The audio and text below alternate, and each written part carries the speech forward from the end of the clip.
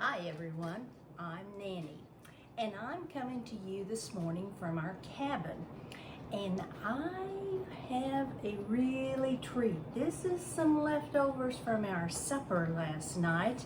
We had ham and beans, some really good homegrown tomatoes from the David Marr farm in Ophir, Missouri, and they are so good.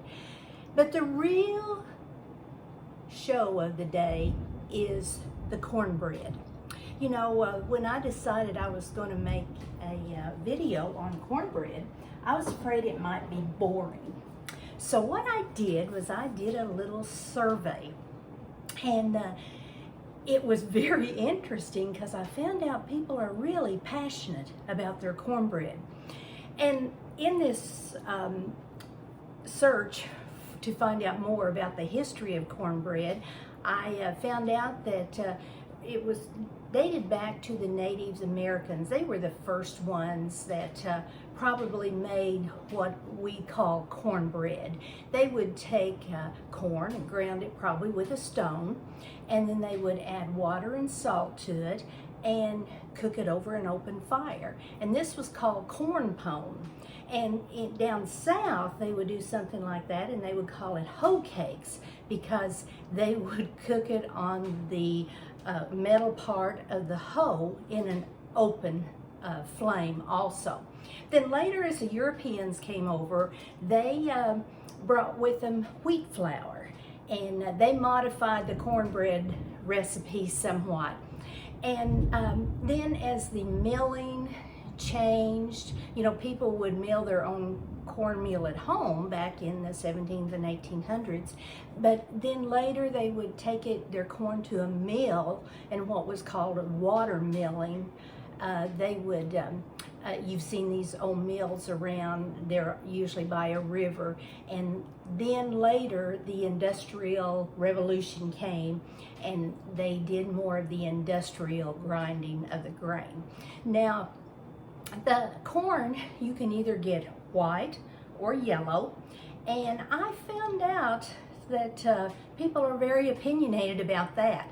You know, we were always taught that the Civil War was about slavery and power, but I really think it was about cornbread, because the South versus the North, and they are both very passionate about their cornbread, I have found out.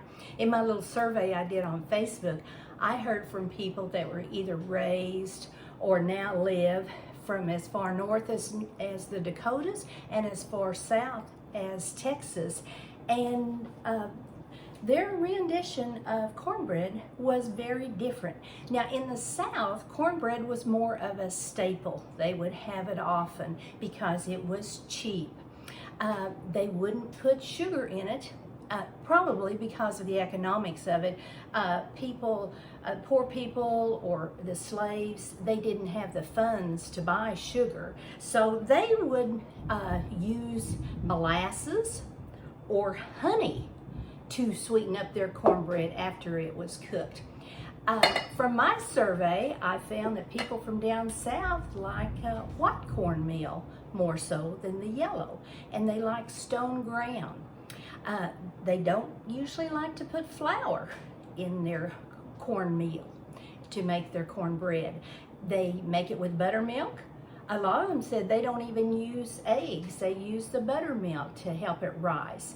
And the important thing is people from down south, 100% of them said they would cook it in a black iron skillet. Now, people from up north had a very different opinion about cornbread. It was not a staple. They wouldn't have it often. They would use yellow cornmeal. They did use flour and sugar, and it was more of a cake-like consistency.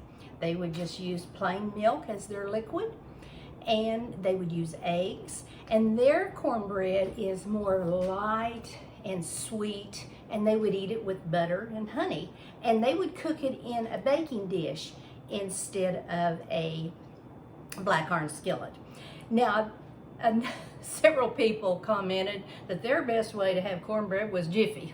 That Jiffy mix that comes in a box that you open it up and stir in, I think, egg and a milk. And several people said they liked that. So this was so interesting and so much fun to listen to people's comments. But today I'm going to show you how I make my cornbread. Now my recipe is a combination of one that was used for years by my Aunt Art and my Aunt Ruth. So if you would like, I will post this recipe for you, and I hope you'll enjoy it. I'm going to turn this camera down so you can see it. Okay, here I have put in a cup of flour, a cup of cornmeal. Now for cornbread, I like the white cornmeal. This is not cornmeal mix, it's just the cornmeal. Now for fish and other things, I use the yellow cornmeal because when I was a kid, Mom used white, but my husband's mom used yellow. So we kind of combine the two of them. But here I have put a cup of cornmeal, a cup of flour, 4 teaspoons of baking powder. Now I know that sounds like a lot of baking powder, but you need that. A half a teaspoon of salt, a half a cup of sugar. Yep, we like it sweet. 2 beaten eggs I will add to this. So this is my dry ingredients I've mixed up. So to that, I'm going to add 2 beaten eggs, 3 tablespoons of melted butter. And this is something a little different. I use a half a cup of sour cream in mine. Now I've always thought that the sour cream probably took the place of buttermilk that they use so much down south.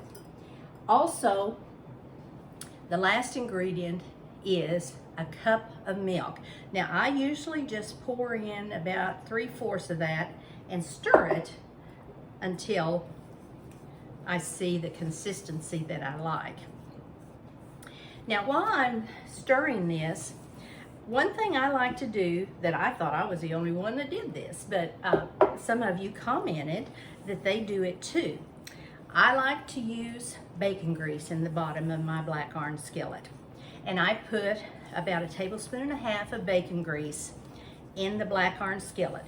Put it in a 400-degree oven and get that really hot. Then I take the skillet out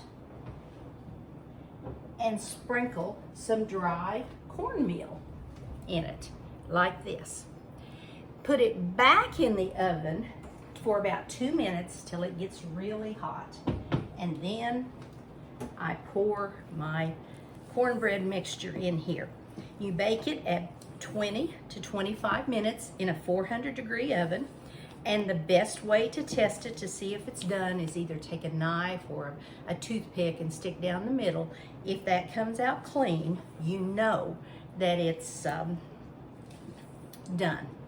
And then this cornmeal that you put in the bottom of the black iron skillet gives it a good crunch too, and we really like that. So I hope you'll try this cornbread mix. The beans that we had last night for supper, I'd cooked them in a crock pot all day long so that they were nice and done. Put some ham in it, and then like I said, these tomatoes, we also had cucumbers and onions with it too, and that was really good. So we ate well last night. So that's all I have for you on the cornbread. Our next video from the cabin will be Salisbury steak. I hope you'll join us for that. We're having a big family weekend here at the cabin with the family coming down. We're going to have a fish and frog leg fry on Friday night, and then Saturday night we're going to go out on the lake and watch the fireworks. So we're looking forward to that. So this weekend, be thankful for the country that we live in and all the joys that we have here.